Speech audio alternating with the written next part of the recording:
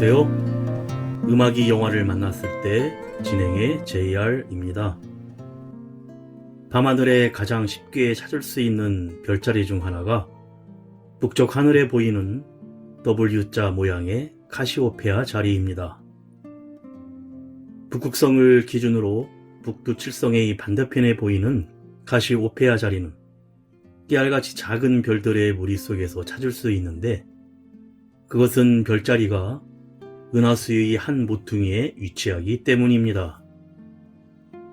그리스 신화에 의하면 카시오페아는 에디오피아의 왕비로 매우 허영심이 많은 여자였는데, 그녀의 딸인 안드로메다 공주가 바다의 요정들보다 더 아름답다고 자랑하고 다녔고, 그로 인해 바다의 신 포세이돈이 보낸 괴물 고래에게 딸을 제물로 바쳐야 하는 불운을 겪지만, 이 일이 전화위복이 되어 영웅 페르세우스를 사이로 맞게 되고 자신과 가족들 모두 하늘의 별자리가 되는 영광을 얻게 됩니다.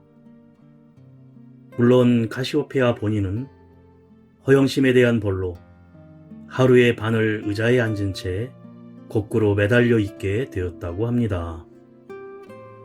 계절에 따라 봄엔 W, 가을엔 M자 모양으로 바뀌게 되어 가장 유명한 별자리 중 하나지만, 또한 가장 모양을 상상하기 힘든 별자리이기도 해서 두 개의 봉우리를 가진 산이나 두 개의 혹을 가진 낙타로 생각하면 쉬울 것입니다.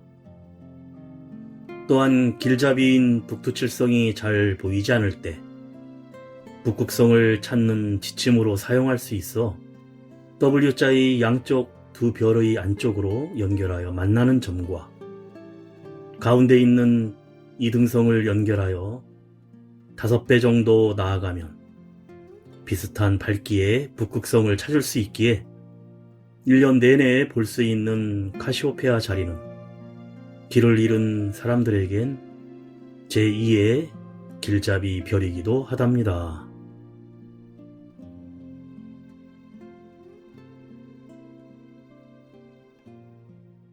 음악이 영화를 만났을 때 오늘 소개해드릴 영화는 지난 6월에 개봉한 한국 가족영화 카시오페아입니다. 이혼 후에 변호사와 엄마로 완벽한 삶을 살아가려고 노력하는 수지는 하나뿐인 진아의 미국 유학을 준비하고 있는데, 정신없이 바쁜 수진을 위해 아빠 이누가 손녀를 돌보게 되면서 세 사람은 함께 살게 됩니다. 그런데 얼마 후 수진이 교통사고를 당하고 병원에서 알츠하이머라는 뜻밖의 결과를 듣게 되면서 사랑하는 딸을 잊을까봐 두려워하는 수진을 위해 아빠 이누는 수진의 곁을 지키며 이들 부녀만의 애틋한 동행이 시작됩니다. 먼저 가수 린과 이무진이 듀엣으로 부르는 성시경의 노래 두 사람 듣고 영화 이야기 시작합니다.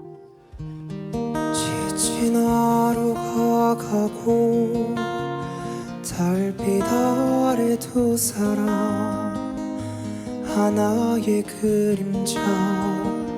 눈 감으면 잡힐 듯 아련한 행복이 아직 저기 있는 듯.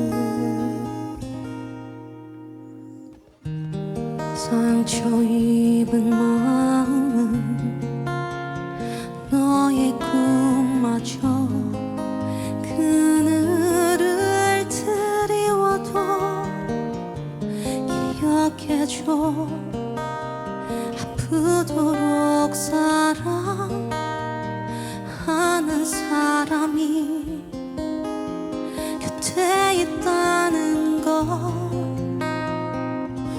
때로는 이 길이 밝게만 보여도 서글픈 마음에 눈물이 흘러도 모든 일이 추억이 될 때까지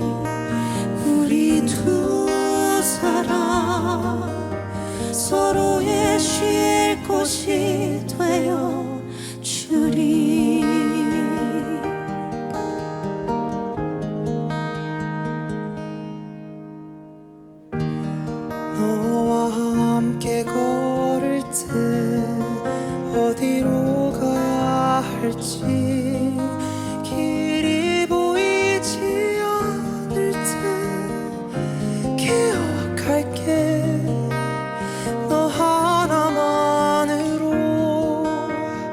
눈이 부시던 그날의 세상을 여전히 서툴고 또 부족하지만 언제까지나 네 곁에 있을게 깜깜한 밤 길을 잃고 헤매도 우리 두 사람 서로의 등불이 되어 주리 많은 날 무지개 저 너머에 우리가 찾던 꿈 거기 없다 해도 그대와 나 함께 보내는 지금 이 시간들이 내겐 그보다 더 소중한 것 때로는 이 길이 밝게만 보여도 서글픈 맘에 눈물이 흘러도 모든 일이 추억이 될 때까지 우리 두 사람 서로의 쉴 곳이 되어 서툴고 또 부족하지만 언제까지나 곁에 있을게 모진 바람 또다시 불어와도 우리 두 사람 저 거친 세월을 지나가리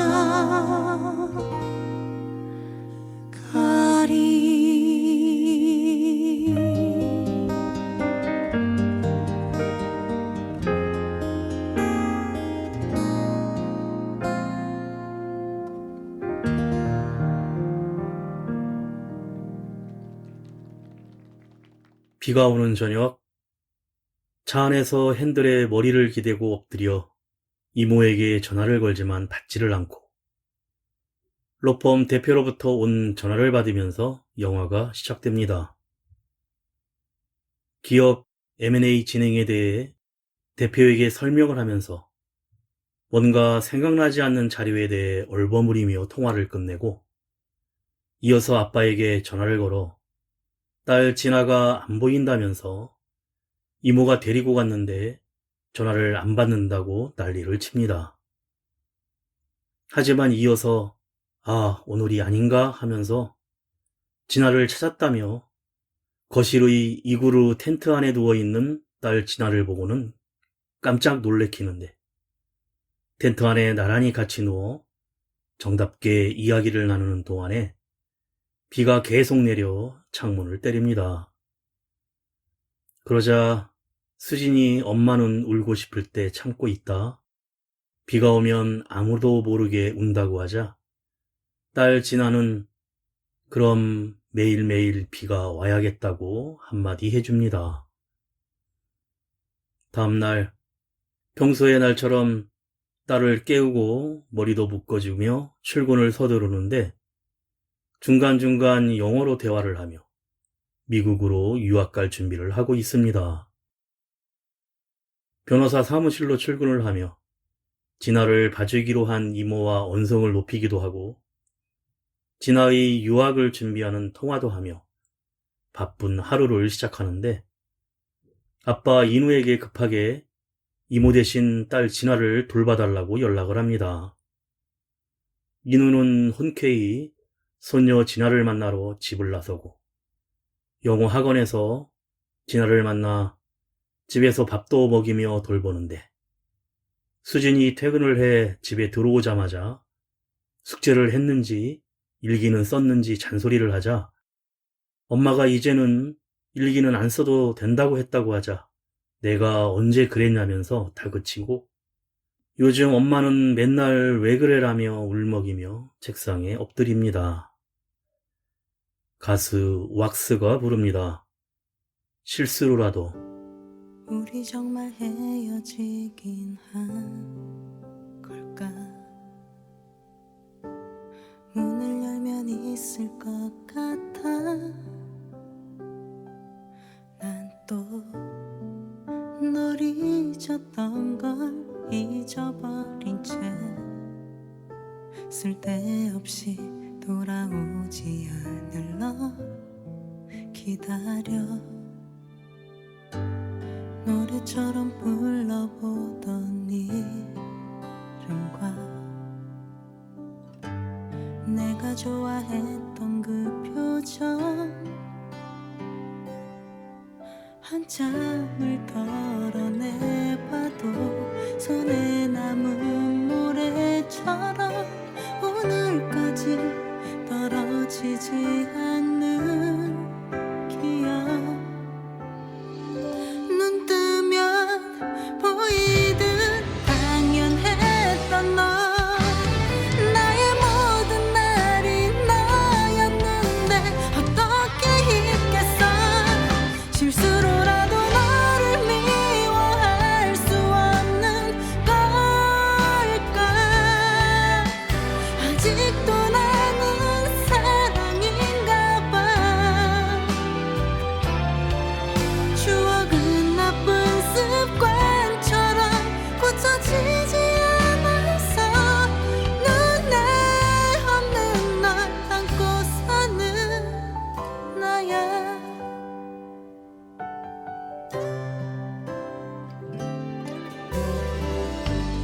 간지럽게 잡아주던 네 손과 꿈을 꾸게 했던 네 입술 사랑을 받는다는 게 얼마나 큰 기쁨인지 알게 해준 너와의 소중한 날들. 떼내고 떼내도 묻어있는 너 나에겐 사랑이 너뿐인데 어쩔 수 있겠어. 실수로라도 너를 미워할 수 없는 걸까. 아직도 나는 사랑인가 봐. 추억은 나쁜 습관처럼 고쳐지지 않아서 눈에 없는 널 안고 사는 나야. 오늘 잊어봐도 내일 더 생각나서 헤어진 적 없는 사람처럼 너의 기억 속을 맴돌아. 실수로라도 내게 돌아올 수 없는 걸까. 네가 아니면 난 안 되나 봐. 같은 영화만 반복하는 너만 되돌려보는 나의 곁에서 다시 사랑해줘.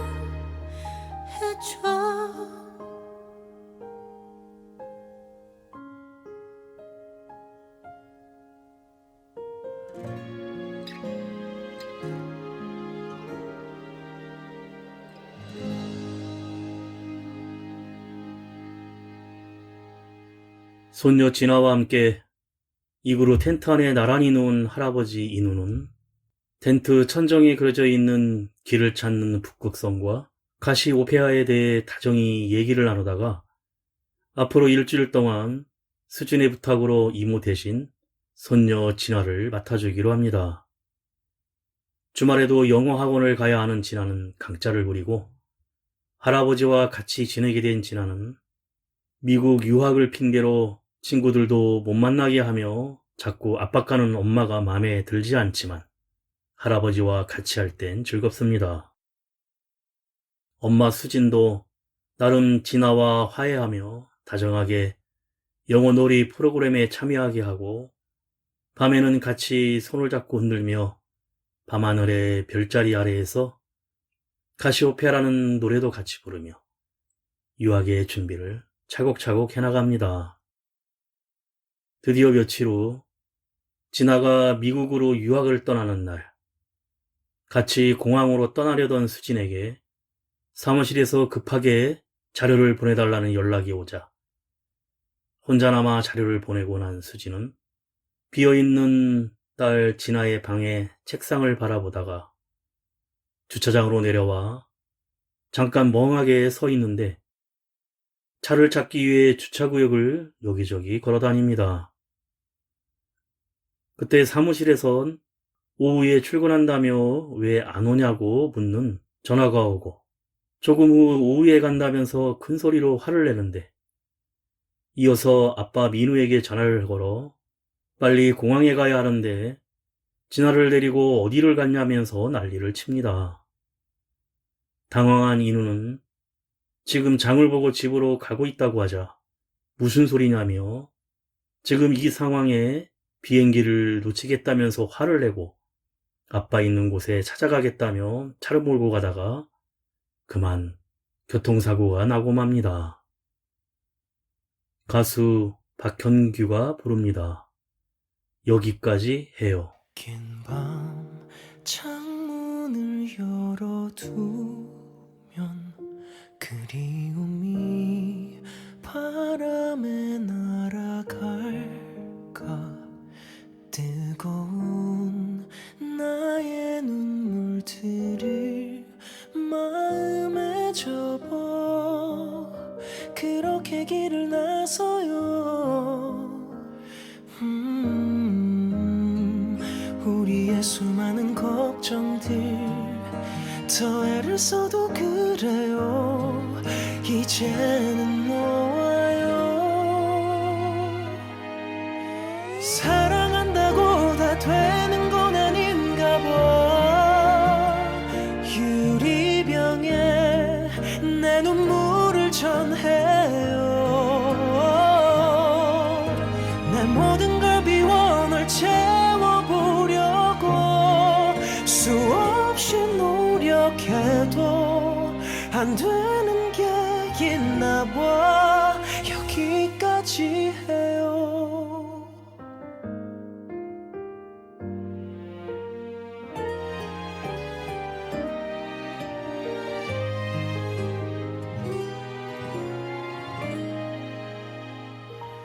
거울에 비친 내 모습이 너무 못나서 말을 꺼내기 힘들어. 이미 알고 있는지 그대 괜찮다는 표정이에요. 내가 너무 미워. 사랑한다고 다 되는 건 아닌가 봐. 유리병에 내 눈물을 전해요. 내 모든 걸 비워 널 채워보려고 수없이 노력해도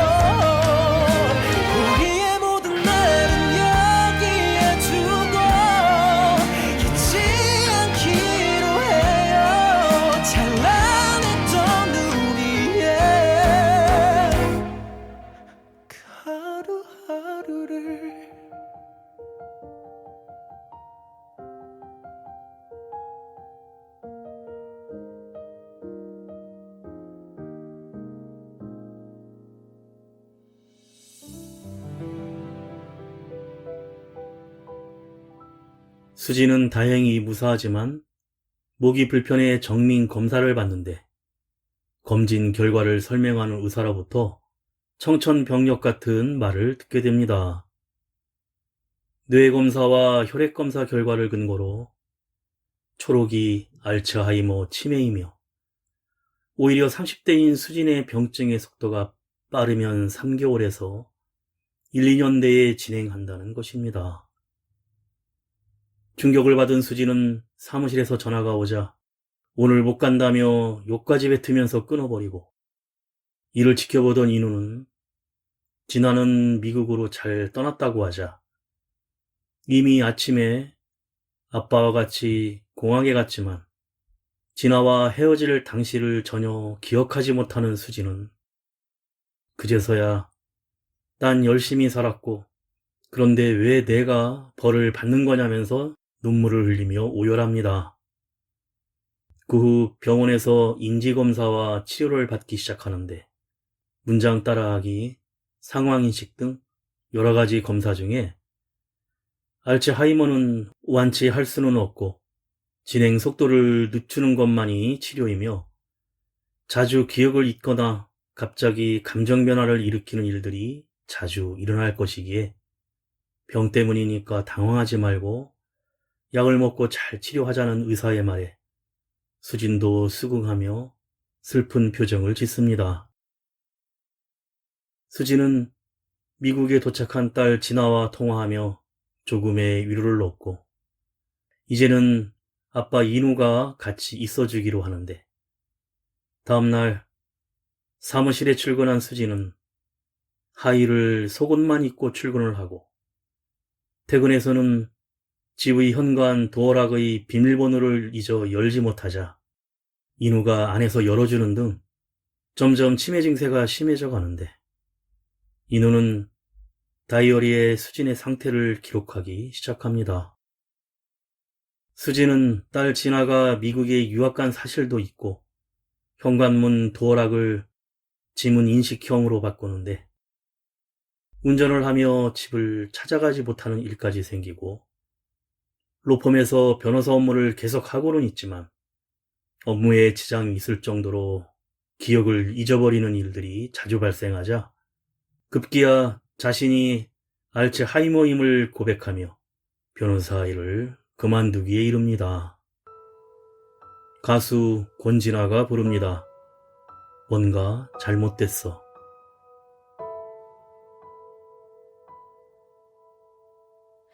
땅은 하늘이 되고 지구가 달을 돌고 옳은 건 다 틀린 게 되고 모든 게 다 제멋대로 움직이고 있어.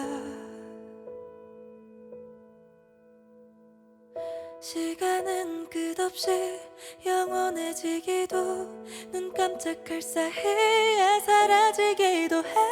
네가 나타났을 때 전부 뒤바뀐 거야.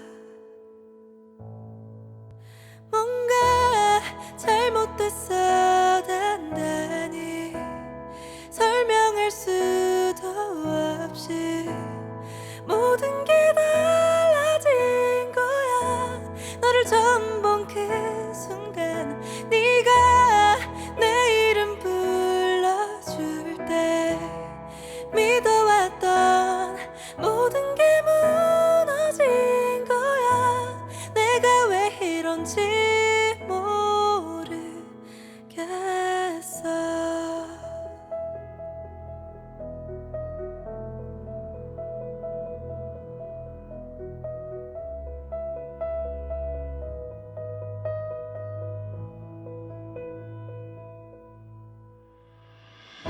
네가 말하는 세상 이젠 그게 맞는 거야. 내겐 그게 전부야. 넌 내 세상이니까 어떤 이유도 필요 없는 거야.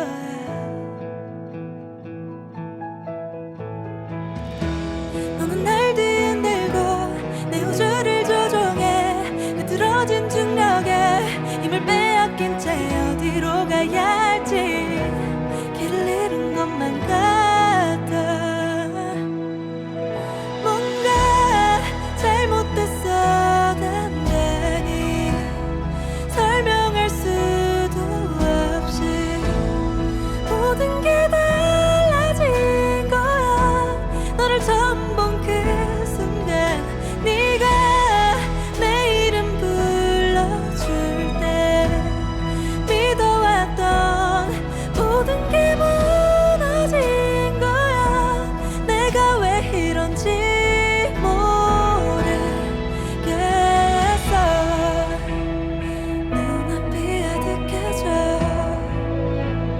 어긋나는 초점 사이로 선명히 다가오는 너. 뭔가 잘못됐어. 내 마음이 벗어날 수도 없이 사랑에 빠져버렸어.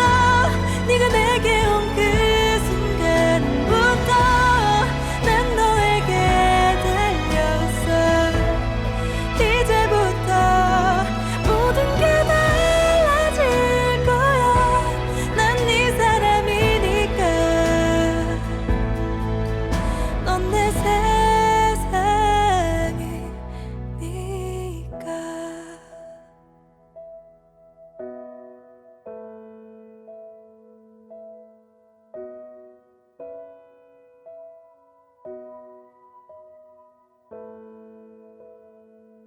인우는 수진을 위해 치매 가족 자조 모임에 참석해 치매 가족이 살아가는 방법을 배우고 어느 날 이젠 진아와 화상통화를 하던 딸을 못 알아보는 자신을 책망하며 절대로 진아한텐 죽을 때까지 자신의 치매 상태를 비밀로 해달라면서 진아를 몰라보는 것이 제일 무섭고 그때가 되면 요양원에 보내거나 아빠가 나를 직접 죽여달라 소리치며 울부짖고 절망에 빠집니다. 한편 치매 가족 모임에서 감정 조절이 되지 않는 수지는 요양복지사에게 화를 내거나 참여 가족에게 기억도 없이 영혼도 없이 살아가는 게 좀비지 어떻게 사람이냐고 울부짖으며 독서를 날리는 등 치매 증상이 점점 빠르게 나타나자 기관의 선생님은 인우에게 수진이 요양원의 프로그램을 이용하도록 권유합니다. 그리고 그날 수진이 시리에 빠져 욕실에서 자신의 손목을 긋는 일이 발생하고 다행히 인우가 일찍 응급치료를 하며 위기를 넘기자 요양원의 3등급으로 입소되기를 신청합니다. 인우는 가능한 치매의 속도를 늦추기 위해 일과표와 식단표를 작성하고 집안의 모든 살림살이에 설명서를 붙이는 등 수진과 함께 살아가기를 시작합니다. 얼마 후 찾아온 이모 부부를 알아보지도 못하고 화상통화하는 딸 진아도 알아보지 못하자 인우는 아픈 마음을 쓸어 담습니다. 한편 변호사 사무실에서 치매 증세로 인해 계약관계에 문제가 생겨 재판까지 열리는 일이 발생하는데 수진의 초록이 치매로 인한 계약이 성립이 되느냐 안 되느냐의 공방이 오고 가고 수진은 이미 치매를 진단받기 4, 5년 전부터 핸드폰을 잃어버리거나 슬리퍼를 한쪽만 신거나 하는 일이 빈번했다고 변호인이 주장하는데 그때 갑자기 수진은 그만 생리적인 실수를 하며 발작을 일으켜 어린아이처럼 아빠를 찾으며 울부짖고 쓰러지자 재판은 중단됩니다. 가수 도원경이 부릅니다. 이 비가 그치면.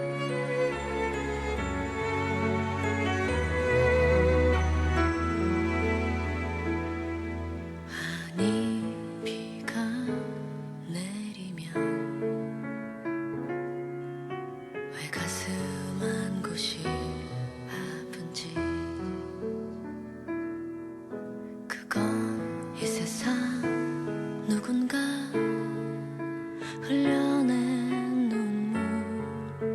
눈물이기 때문이야. 우리들 사랑이 지금은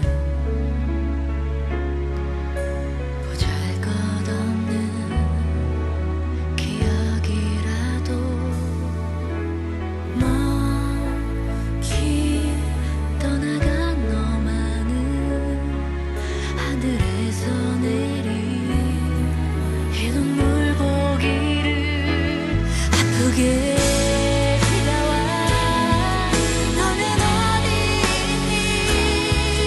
나에게 언제나 우산 같던 사람 내게로 돌아와.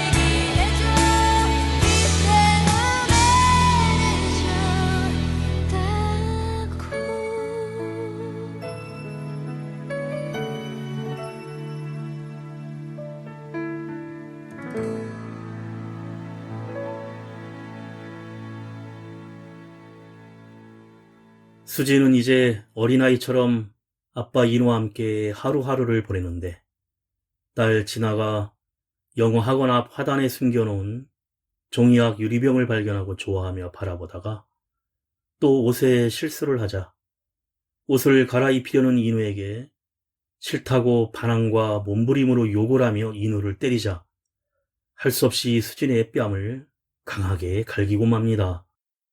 인우는 아픈 마음을 표현할 길이 없고 얼마 후 병원에서 수진이 시간, 장소, 사람, 환경에 대한 인식인 진압력이 지나갔다는 진단을 받고 치매 가족 모임에서 만난 사람에게 요양원에 자리가 났다는 연락을 받습니다. 집으로 오는 차 안에서 아빠가 때려 미안하다며 그래도 싫으면 싫다고 아니면 아니야 하지마 저리가 때리지마 아빠가 슬퍼요 내 딸도 슬퍼요라고 표현하라며 단어들을 반복시킵니다. 담당 의사는 수진이 종이를 찢어 먹거나 식욕 성욕이 충동적으로 강해지고 자해할 수도 있다고 하는데 인우는 사람은 거저 태어나 거저 자라고 거저 죽는 게 아니라 매 순간 서로 빚을 지고 빚을 갚으며 살아가는 것이기에 억울해하지 말라는 돌아가신 어머니의 말을 회상합니다. 결국 요양원의 프로그램에 참여하게 된 수지는 하루하루 요양원과 집을로 가며 요양 돌봄 프로그램에 따라 생활하기 시작하는데 그러던 어느 날 수진이 딸 진아를 찾으며 난리를 친다는 전화를 받으면서 수진에게 향하던 아빠 인우가 큰 교통사고가 일어나 병원에 입원을 하여 혼수 상태에 빠지는데 병원에서 수진에게 전화를 했지만 그저 예라고 대답만 하는 수진은 전화를 끊고 아무런 상황 판단을 할 수 없어 아빠도 요양보호사도 없이 며칠 동안 홀로 집에서 생활을 하게 됩니다. 인디밴드 어쿠스틱 콜라보가 부릅니다. 너무 보고 싶어.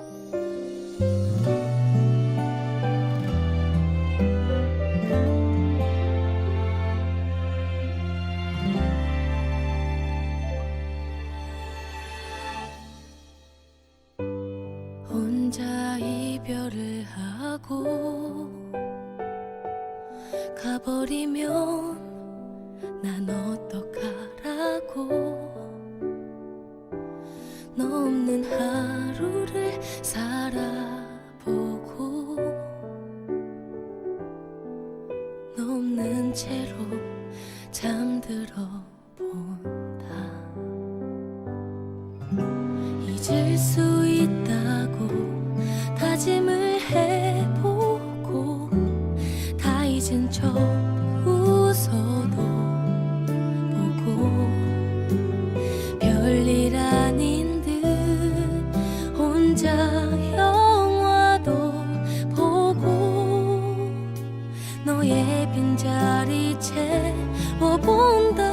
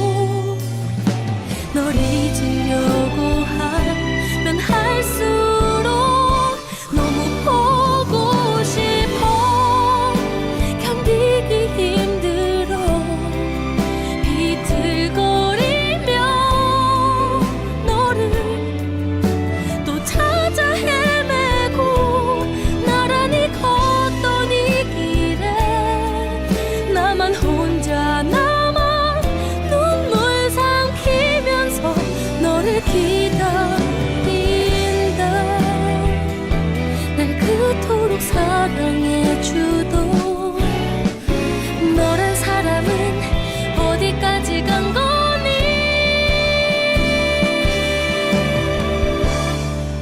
너무 보고 싶어 견디기 힘들어 오늘따라 난 네가 너무 보고 싶어 나 술에 취한 채 추억에 취한 채 비틀거리면서 너를 기다린다 다시 너를 기다린다.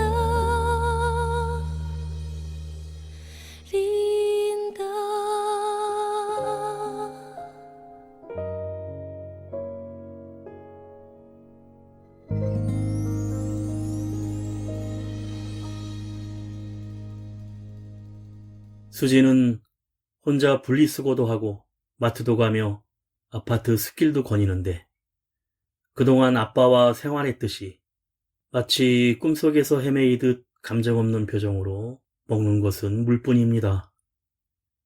며칠 후 또다시 병원으로부터 전화가 오는데 아빠가 스스로 회복실로 옮겼으니 오늘은 꼭 병원으로 와야 한다는 전화입니다. 이때 수지는 뭔가 인식한 듯 병원에 가려고 아파트 앞길로 내려와 손을 드는데 거기에는 108 산악회라는 봉고차 한 대가 서 있었고 다른 사람들이 우르르 올라타자 자신도 그냥 따라 탑니다.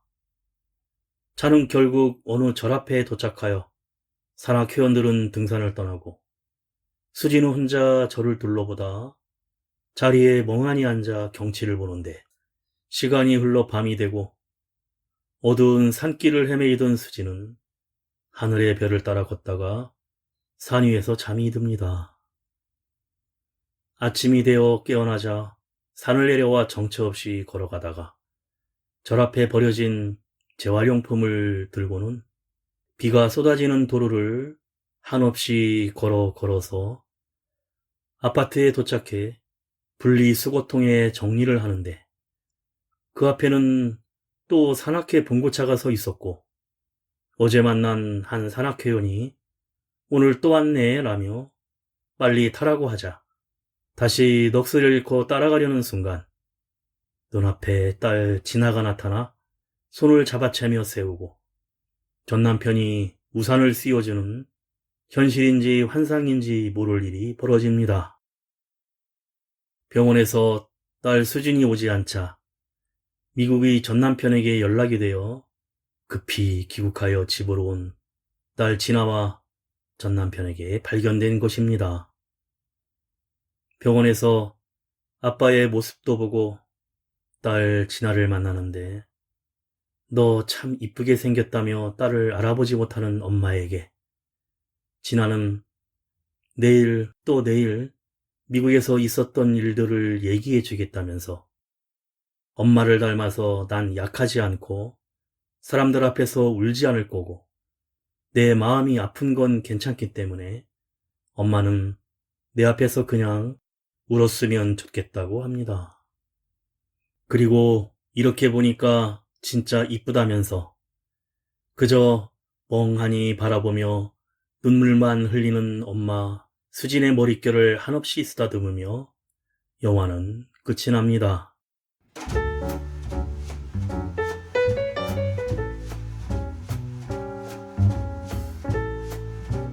방향을 잃었을 때 길을 찾아가는 별로 삼아왔던 카시오페아 별자리처럼 알츠하이머 환자와 가족 그리고 그 관계성에서 오는 현실들을 이야기하는 영화는 주인공 수진이 변호사이며 한국에서 홀로 딸 진아를 키우며 살아가는 싱글맘으로 사회적으로 성공한 직업을 성취한 자신을 딸에게도 투영시키는 교육열이 강한 엄마입니다.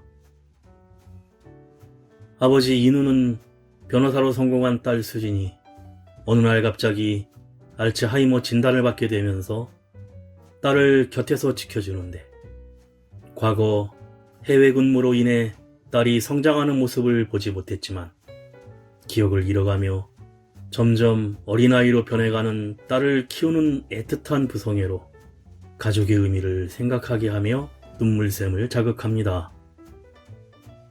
신현식 감독은 부녀관계나 육아와 양육의 의미, 나아가 삶의 의미를 고찰할 작품을 하고 싶었고, 육아와 양육의 목표는 자녀의 독립이지만 부모는 자식이 세상에 나가 어떻게 살아갈지 알기 어려운 현실에서 아버지에게 새로운 양육의 기회가 주어진다는 의미에서 매우 현실적인 판타지다라고 밝혔는데, 매일 정해진 시간에 일어나 밥을 먹고 분리수거를 하고 장을 보고 산책하고 양치하며 기억이 없는 게 좀비지 사람이냐며 소리 지르던 수진에게 살아있다는 게 무엇인지, 어떻게 살아가야 하는지를 길을 잃어버린 이에게 나침반이 되어주는 북극성과 그 옆에서 밝게 빛나는 카시오페아처럼 인도하는 아버지 인우의 모습에서 영화는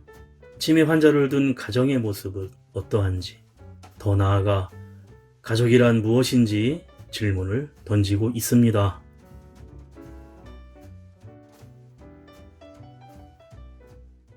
음악이 영화를 만났을 때 오늘 소개해드린 한국 가족영화 카시오페아였는데요. 알츠하이머란 질병 자체가 갖는 소멸돼가는 기억은 관객들에게 눈물보다는 안타까움을 강하게 자극하는데, 붙잡고 싶어도 붙잡을 수 없는 기억의 사라짐은 수진을 가장 무섭게 만드는 공포의 근원입니다. 실질적으로는 병이 아닌 기억이 사라지는 것, 그리고 그 기억이 담은 오롯한 삶의 추억을 스스로 알아보지 못할 것에 대한 두려움인데, 병 자체의 문제라기보다 그것을 경험하면서 그 순간 스스로 무너짐이 가장 안타깝고 본인에겐 체감의 공포가 높아질 수밖에 없습니다. 하지만 더 큰 공포는 그 공포조차도 느낄 수 없는 때가 곧 다가올 것이란 기다림일 것입니다. 마지막으로 가수 최재훈이 부르는 떠나는 사람을 위해 드리며 인사드립니다. 지금까지 JR이었습니다. 오늘도 인생을 영화처럼 너를 사랑하는 건 숨쉬는 것처럼 이제 나의 삶이 된 거야. 돌아보지 않아도 내가 있는 곳에 언제나 있던 너를 바라보는 건 작은 습관들처럼 어색하지 않게 된 거야. 기다리지 않아도 다가오는 너를 너무 사랑해왔던 나인데, 그런 너를 왜 내가 보내려는지 알면서 울지는 말아줘. 어디론가 떠나가나 우리 사랑은 기억에 머물게.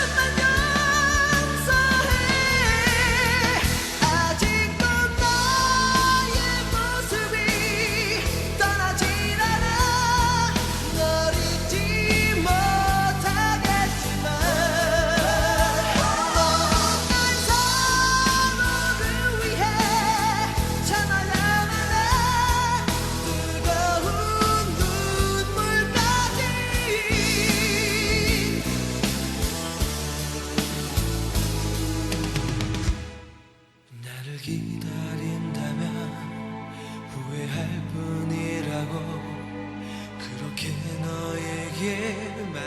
했지. 하지만 내 사랑은 변할 수가 없어. 아직 너를 사랑해.